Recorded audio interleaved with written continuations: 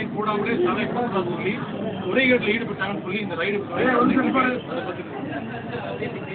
அது பற்றி எனக்கு எதுவும் தெரியாது. ரைடு நடக்கிறத எப்படி பாக்குறீங்க சார்? லஞ்சம் ஊழல் நடந்திருந்தா அது மாதிரி நடவடிக்கை எடுக்கணும் உங்களுடைய பார்வை.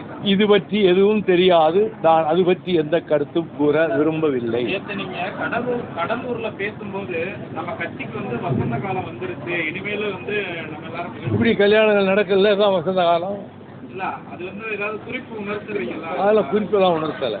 இயற்கையாக இப்போ வசந்த காலத்தில் முருகனுடைய குடும்பம் அடியெடுத்து வச்சிருக்கு. அதுவாக வசந்த காலம். சில மனப்பிசக்திகள்லாம் இருந்தது, ஊமை காயங்கள்லாம் இருந்தது அப்படின்லாம் கூட சொன்னீங்க. அதுக்கு பதவுரை பொழிப்புரை எழுதுறதுக்கு சாயங்கால கச்சேரி நடத்தக்கூடிய நம்முடைய நண்பர்கள், தொலைக்காட்சி நண்பர்கள், அதுக்கு பதவுரை பொழிப்புரை விளக்க உரை விமர்சன உரை கண்டன உரை எல்லாம் நடத்துவாங்களே, தாராளமாக நடத்தும். 2 நாள் என்ற அந்த உரை புத்தகம் யார் யாருக்கு சார் அனுப்பிடுத்துங்க? முன்னாள் முதலமைச்சர் மு.க. ஸ்டாலினுக்கு அவர் அணிந்து கொடுத்திருக்கிறாரு. முன்னாள் முதல்வர் ஆர்வீர் சகோதரர் தளபதி மு.க. ஸ்டாலின் அணிந்துரை தந்திருக்கிறார், வாழ்த்துறை தந்திருக்கிறார்.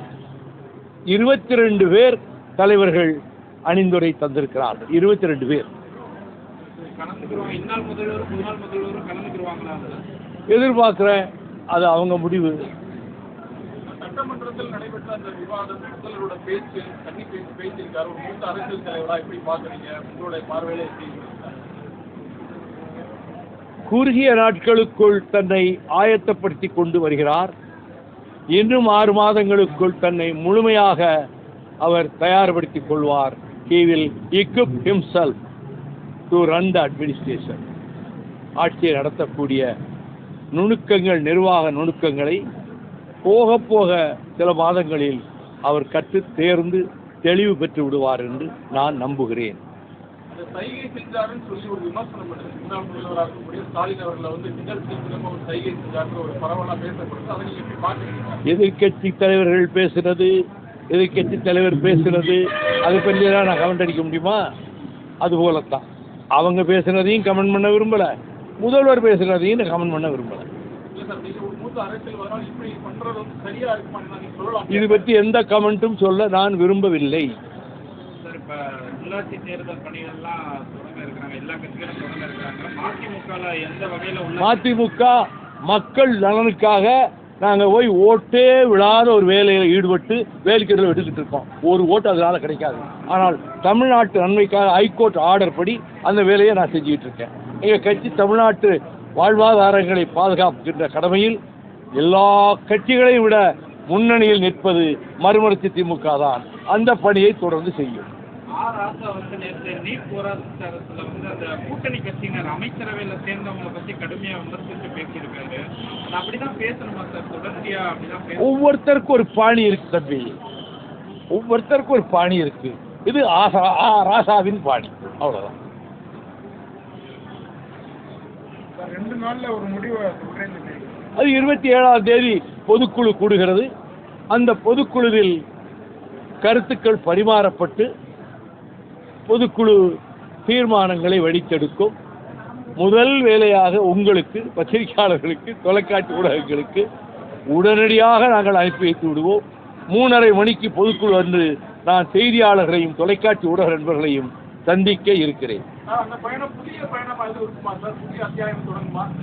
என்னுடைய பயணங்கள் தொடர்ந்து கொண்டே இருக்கின்றன, பல வருஷங்களா அது தொடர்ந்து கொண்டே இருக்கும். அப்படி ஒரு பயணம்தான் பூமிநாதன் நிறைவு விழாவாக நடத்தினாரே, அது போதைப் பொருளிலிருந்து இளம் தலைமுறையை விடுவிக்கின்ற நோக்கத்துக்காக நடத்தப்பட்ட நடைப்பயணம்.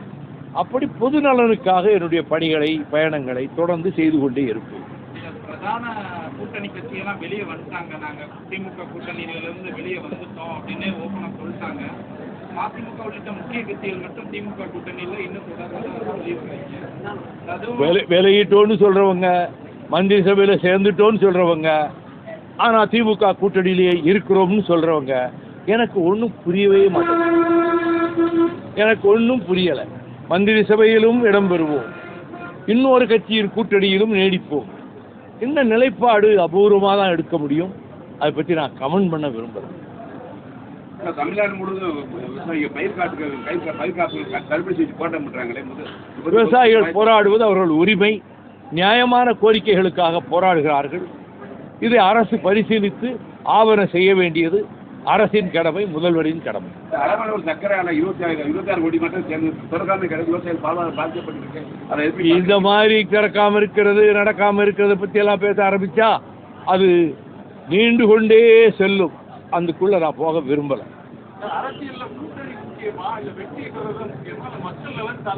மக்கள் நலன்தான் முக்கியம். கம்யூனிஸ்ட் கட்சி வந்து தொடர்ச்சியாக டிவிகே கவர்மெண்ட்ல போயிட்டாங்க. இருந்தாலும் வந்து அவங்க வந்து விமர்சனம் வந்து டிவிகேவே வைக்கிறாங்க. திமுகவை தொடர்ந்து வந்து அவங்க அதிமுக கூட்டணி வைக்கிறாங்க, அதிமுக கூட்டணி வச்சிருக்காங்க. பேசக்கூடிய காரணம் எதனால சார்? ஏன்னா பிடிச்சோட வெளியே வந்துடலாம் இல்லையா? அது வெளியில வர்றதுக்காண்டி விமர்சனம் அவங்க கூட்டணியில இல்லைன்னு சிபிஎம் அறிவிச்சிருச்சு. திமுக கூட்டணியில இல்லைன்னு வீரபாண்டியன் சிபிஐ அறிவிச்சிட்டாரு. கூட்டணியில் இல்லைன்னு சொல்லிட்டாரு. அவங்க கருத்துக்களை சொல்லிட்டு இருக்காங்க.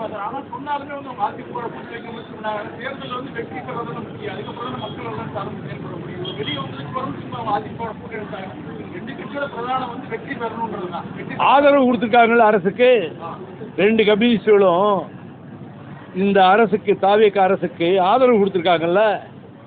அது வெளிப்படையத்தான் கொடுத்துருக்காங்க.